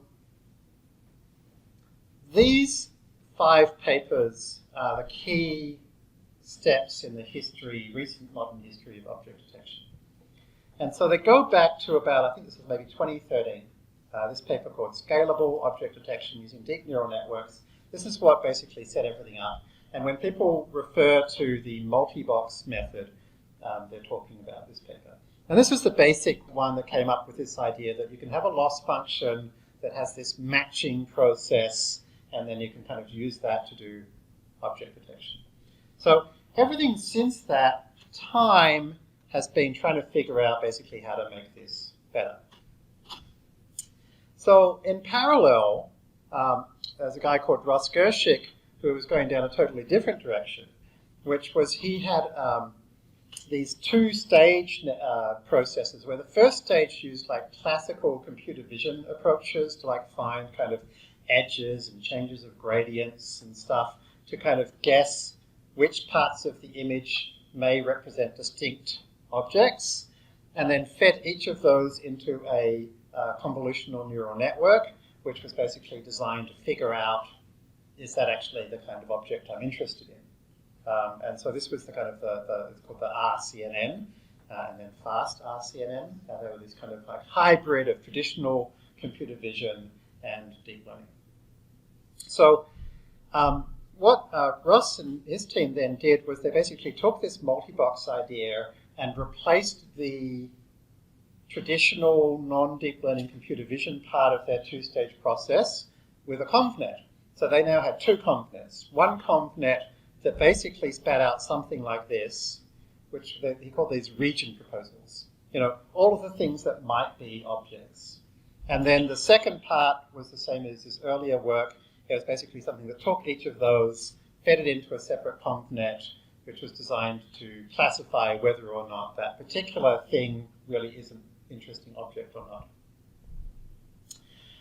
At a similar time, these two papers came out, Yolo and Ssd. And both of these did something pretty cool, which is they got the same kind of performance as faster RCNN, but with one stage. Okay? And so they basically took the multi-box idea and they tried to figure out how to deal with this mess of stuff. And the basic ideas were to use, for example, something called hard negative mining, where they would like go through and find all of the matches that didn't look that good and throw them away. Some very tricky and complex data augmentation methods, all kinds of hackery, basically. But they got it to work pretty well. But then something really cool happened late last year, which is this thing called focal loss, this paper, focal loss for dense object detection. The network architecture is called RetinaNet, where they actually realized why this messy crap wasn't working. And I'll describe why this messy crap wasn't working by trying to describe why it is that we can't find the motorbike. So here's the thing. When we look at this, we have three different granularities of convolutional grid: 4x4, 2x2, 1x1. The 1x1 is quite likely to have a reasonable overlap with some object, because most photos have some kind of main subject. Okay? On the other hand, in the 4x4, those 16 grid cells are unlikely. Most of them are not going to have much of an overlap with anything. Like in this motorbike case, it's going to be sky, sky, sky, sky, sky, sky, sky, ground, ground, ground, ground, ground, and finally, motorbike. Okay? So if somebody was to say to you, like, $20 bet, what do you reckon this little clip is? And you're not sure, you're going to say background. Because most of the time it is background. Right? And so here's the thing. I understand why we have a 4x4 grid of receptive fields with one anchor box each to coarsely localize objects in the image. What I think I'm missing is why we need multiple receptive fields at different sizes. The first version already included 16 receptive fields, each with a single anchor box associated. With the addition, there are now many more anchor boxes to consider. Is this because you constrained how much a receptive field could move or scale from its original size, or is there another reason? It's kind of backwards. The reason I did the constraining was because I knew I was going to be adding more anchor boxes later. But really the reason is that the Jacquard overlap between one of those 4x4 grid cells and you know, a picture, a single object that takes up most of the image is never going to be 0.5 because like the intersection's much smaller than the union because the one object is too big. So for this general idea to work, where we're saying like you're responsible for something that you've got a better than 50% overlap with, we need anchor boxes which will on a regular basis have a 50% or higher overlap, which means we need to have a variety of sizes and shapes and scales. And this is coming in the loss function in order to get a meaningful loss. Yeah, so this all happens in the loss function. You know, basically the vast majority of the interesting stuff in all of the object detection stuff is the loss function. Because there is only three things: loss function, architecture, data. Okay. So this is the focal loss paper, focal loss for dense object detection from August 2017. Here's Ross Gershik still doing this stuff. Kai-Ming He, you might recognize as being the ResNet guy. So it's a bit of an all-star cast here. And the key thing is this very first picture. The blue line is a picture of binary cross-entropy loss.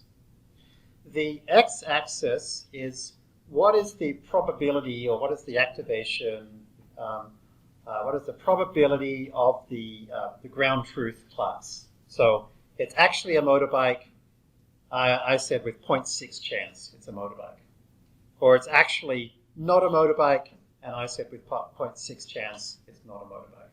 So this blue line represents the level of the value of cross-entropy loss. Right? So you can draw this in Excel or Python or whatever. This is just a simple plot of cross-entropy loss. So the point is, if the answer is, because remember we're doing binary cross-entropy loss, if the answer is not a motorbike, and I said, yeah, I think it's not a motorbike, I'm 0.6 sure it's not a motorbike, this blue line is still at like a loss of about 0.5. Right? There's a lot of, it's still pretty bad, right? So I actually have to keep getting more and more confident that it's not a motorbike. So if I want to get my loss down, then for all of these things which are actually background, I have to be saying like, I am sure that's background, you know, or I'm sure it's not a motorbike or a bus or a person or a dining room table. Because if I don't say I'm sure it's not any of these things, then I still get loss. So that's why this doesn't work, right? This doesn't work because even when it gets to here and it wants to say, I think it's a motorbike, there's no payoff for it to say so. Because if it's wrong, right, and it gets killed. And the vast majority of the time, it's not anything. The vast majority of the time, it's background. And even if it's not background, it's not enough just to say it's not background. You've got to say which of the 20 things it is. Right? So for the really big things, it's fine, because that's the one-by-one grid. You know, so it generally is a thing. And you just have to figure out which thing it is. Whereas for these small ones, generally it's not anything. So generally the small ones would just prefer to be like, I've got nothing to say. No comment. Right? So that's why this is empty. And that's why even when we do have a bus, right, it's using a really big grid cell to say it's a bus, because these are the only ones where it's like confident enough to make a call that's something, right? Because the small grid cells, it very rarely is something. So the trick is to try and find a different loss function instead of binary cross-entropy loss that doesn't look like the blue line, but looks more like the green or purple line. And they actually end up suggesting the purple line, right? And so it turns out this is cross-entropy loss, negative log pt. Focal loss is simply 1 minus pt to the gamma, where gamma is some parameter, right? And they recommend using 2, times the cross-entropy loss. Right? So it's literally just a scaling of it. And so that takes you to, if you use gamma equals 2, that takes you to this purple line. So now, if we say, no, I'm 0.6 sure that it's not a motorbike, then the loss function's like, good for you. No worries. Okay? So that's what we want to do. We want to replace cross-entropy loss with focal loss. And I mentioned a couple of things about this fantastic paper. The first is like, the actual contribution of this paper is to add 1 minus p to the gamma to the start of this equation, which sounds like nothing, right? But actually, people have been trying to figure out this damn problem for years, and I'm not even sure they'd realized it's a problem. There's just this assumption that, you know, object detection is really hard, and you have to do all of these complex data augmentations and hard negative mining and blah, blah, blah to get the damn thing to work. Right? So A, it's like this recognition of like, look, why are we doing all those things? And then this realization that like, oh, if I do that, it goes away. It's fixed. Right? So when you come across a paper like this, which is like game-changing, you shouldn't assume that you're going to have to write 100,000 lines of code. It very often is one line of code, or the change of a single constant, or adding log to a single place. Right? So let's go down to the bit where it all happens, where they describe focal loss. And I just wanted to point out a couple of terrific things about this paper. The first is, here is their definition of cross-entropy. Right? And if you're not able to write cross-entropy on a piece of paper right now, then you need to go back and study it, because we're going to be assuming that you know what it is, what it means, why it's that, what the shape of it looks like. Cross-entropy appears everywhere. Binary cross-entropy and categorical cross-entropy and the softmax that feeds them. Most people, most of the time, will see cross-entropy written as like an indicator on y times log p plus an indicator on y of 1 minus y times log 1 minus p. This is like kind of awkward notation. Often people will use like the Dirac delta function, stupid stuff like that. Whereas this paper just says, you know what, it's just a conditional. The cross-entropy simply is negative log p if y is 1, negative log 1 minus p otherwise. Right? So this is y is 1 if it's a motorbike, 0 if not. In this paper they say 1 if it's a motorbike or negative 1 if not, but either's fine. Right? We use 0. And then they do something which mathematicians never do. They refactor. Right? Check this out. Hey, what if we define a new term called pt, which is equal to the probability if y is 1, or 1 minus p otherwise. If we did that, we could now redefine CE as that. Which is super cool. Like, it's such an obvious thing to do, but as soon as you do it, all of the other equations get simpler as well. Because later on, straight at the very next paragraph, they say, hey, one way to deal with class imbalance, i.e. lots of stuff is background, would just be to have a different weighting factor for background versus not. So like for class 1, you know, we'll have some number alpha, and for class 0, we'll have 1 minus alpha. But then they're like, hey, let's define alpha t the same way. And so now our cross-entropy, you know, with a weighting factor can be written like this. And so then they can write their focal loss with the same concept. And then eventually they say, hey, let's take focal loss and combine it with class weighting like so. Right? So often when you see in a paper huge, big equations, it's just because mathematicians don't know how to refactor, and you'll see like the same pieces are kind of repeated all over the place. Right? Very, very, very often. And by the time you've turned it into NumPy code, suddenly it's super simple. So this is a million times better than nearly any other paper. So it's a great paper to read to understand how papers should be, a terrible paper to read to understand what most papers look like. Okay, so let's try this. We're going to use this here. Now, remember, negative log p is the cross-entropy loss. So therefore, this is just equal to some number times the cross-entropy loss. And when I defined the binomial cross-entropy loss, I don't know if you remember or if you noticed, but I had a weight, which by default was none. Right? And when you call binary cross-entropy with logits, the PyTorch thing, you can optionally pass it a weight. That's just something that's multiplied by everything. And if it's none, then there's no weight. So since we're just wanting to multiply cross-entropy by something, we can just define get weight. So here's the entirety of focal loss. This is the thing that like suddenly made object detection make sense. Right? So this was late last year. Suddenly it got rid of all of the complex, messy hackery. Right? And so we do our sigmoid.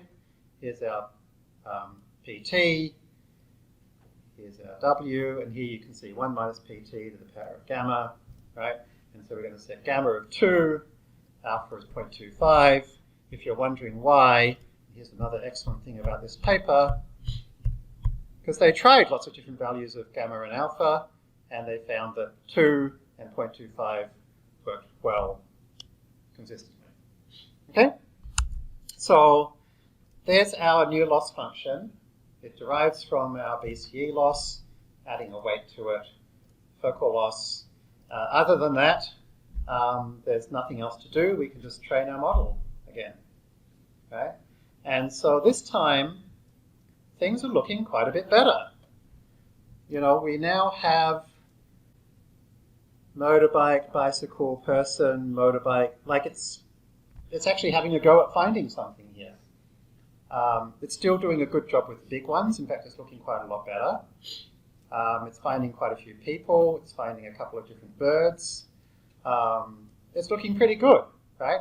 So our last step is, for now, is to basically figure out how to pull out just the interesting stuff out of, like, let's take this dog and this sofa, right? How do we pick out our dog and our sofa? And the answer is incredibly simple. All we're going to do is we're going to go through every pair of these bounding boxes, and if they overlap by more than some amount, say 0.5 using Jacquard, and they both are predicting the same class, we're going to assume they're the same thing. And we're just going to pick the one with the higher p-value. And we just keep doing that repeatedly. That's really boring code. I actually didn't write it myself. I copied it off somebody else. This is somebody else's code, non-maximum suppression, NMS. No reason particularly to go through it, but that's all it does. Right? So we can now show the results of the non-maximum suppression. And yeah, here's the sofa, here's the dog. Yeah. Here's the bird, here's the person. This person's cigarette looks like it's like a firework or something. I don't know what's going on there. This one, it's like, it's okay, but not great. Like, it's found a person and his bicycle, and a person and his bicycle, but this bicycle's a bit in the wrong place, and this person's a bit in the wrong place. You know, you can also see that, like, some of these smaller things have lower p-values than you'd hope, like a motorbike is just 0.16. This is saying car, not bus. So there's something still to fix here, right? And the trick will be to use something called feature pyramids. Okay? And that's what we're going to do in lesson 14, or thereabouts, lesson 13 or 14, and that'll fix this up. Okay? What I wanted to do in the last few minutes of class was to talk a little bit more about the papers, and specifically to go back to the Ssd paper. Right? So this is single-shot multi-box detector. And when this came out, I was very excited because it was kind of, you know, it and Yolo were like the first kind of single pass, good quality object detection methods that had come along. And so I kind of ignored object detection until this time, or this two-pass stuff with RCNN and fast RCNN and faster RCNN, because there's been this kind of continuous repetition of history in the deep learning world, which is things that involve multiple passes of multiple different pieces over time, particularly where they involve some non-deep learning pieces like RCNN and fast RCNN did.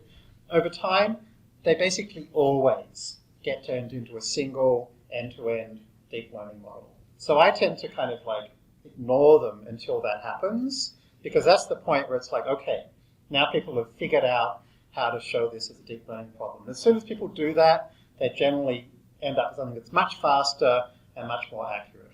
Right? And so SSD and Yolo were really important. So here's the SSD paper. Let's go down to the key piece, which is where they describe the model. And let's try and understand it. So the model is basically 1, 2, 3, 4 paragraphs, right? So papers are really concise, right? Which means that you kind of need to read them pretty carefully. Partly, though, you need to know which bits to read carefully. So the bits where they say, here we're going to prove the error bounds on this model, you can ignore that, right? Because you don't care about proving the error bounds. But the bit which says, here is what the model is the bit that you need to read really carefully, right? So here's the bit called model. And so hopefully you'll find we can now read this together and understand it, right? So SSD is a feed-forward complet, and it creates a fixed size collection of bounding boxes and scores for the presence of object class instances in those boxes. So fixed size, right, i.e. the convolutional grid times k, the different aspect ratios and stuff. And each one of those has 4 plus C activations. Okay? Followed by a non-maximum suppression step to take that mass of gumph and turn it into, just a couple of non-overlapping different objects. The early layers are based on a standard architecture.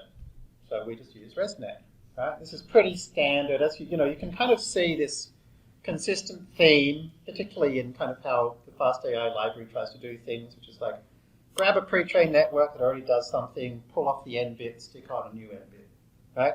So early network layers, we use the standard classifier, truncate the classification layers, as we always do. That happens automatically when we use convlearner. And we call this the base network. Some papers call that the backbone. I normally call it the backbone. And we then add an auxiliary structure.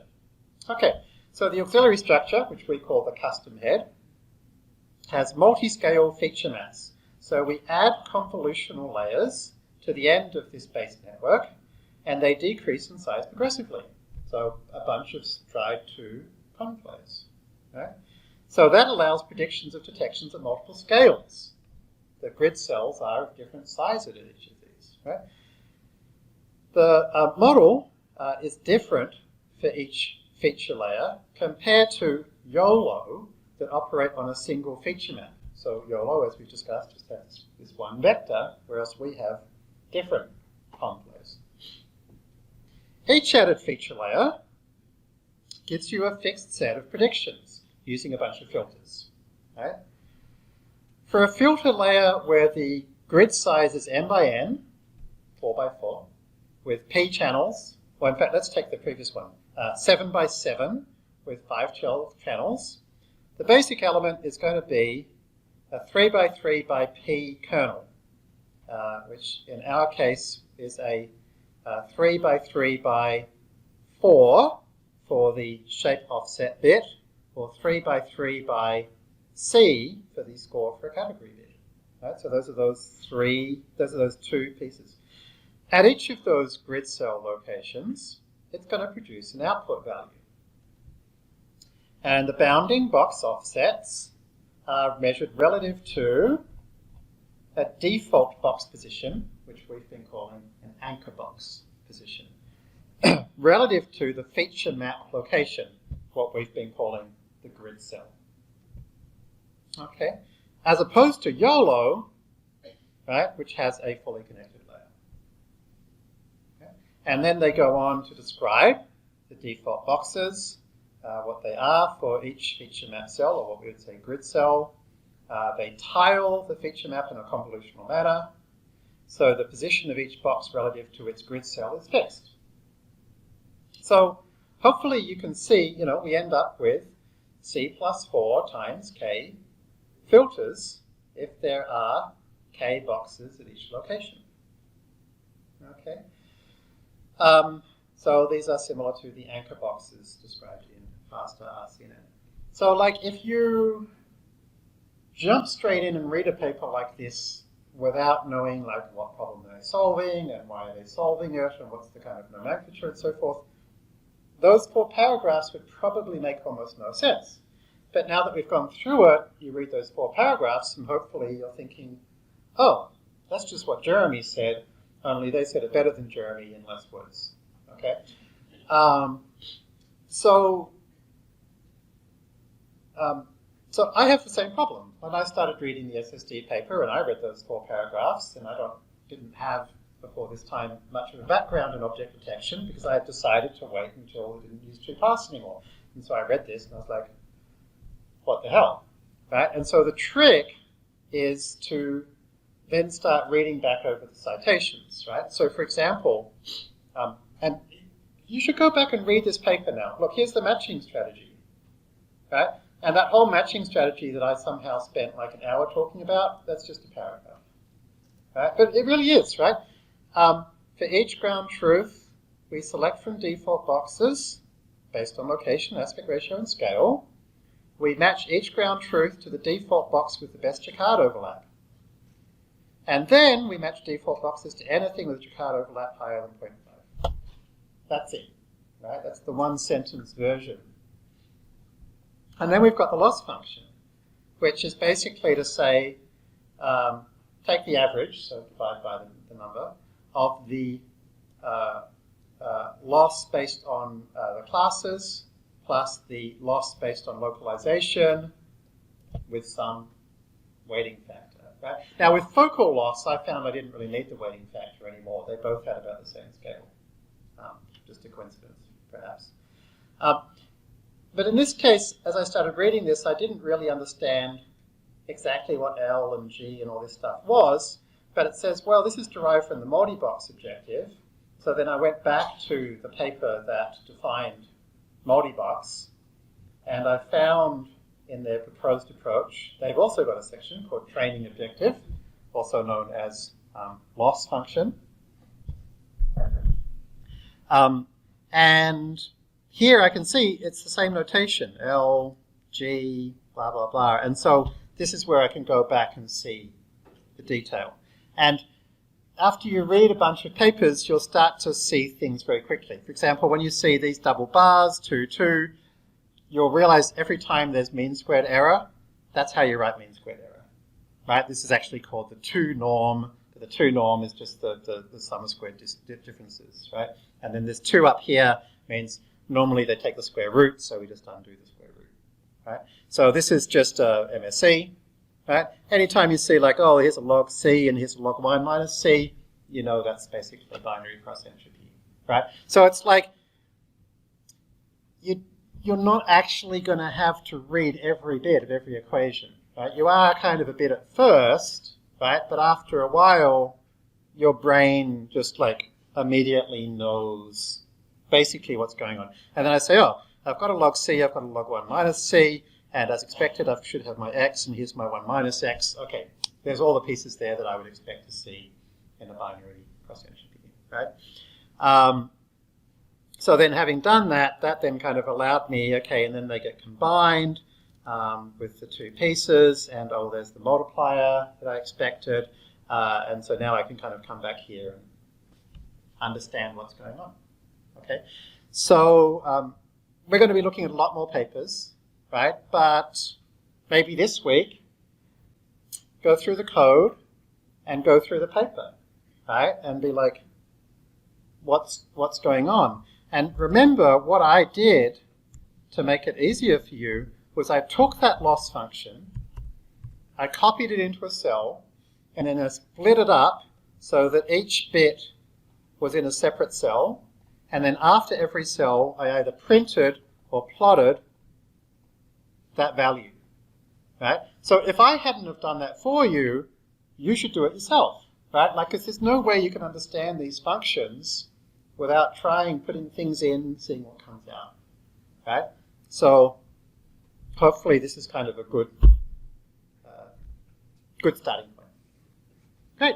Well, thanks everybody. Have a great week and see you next Monday.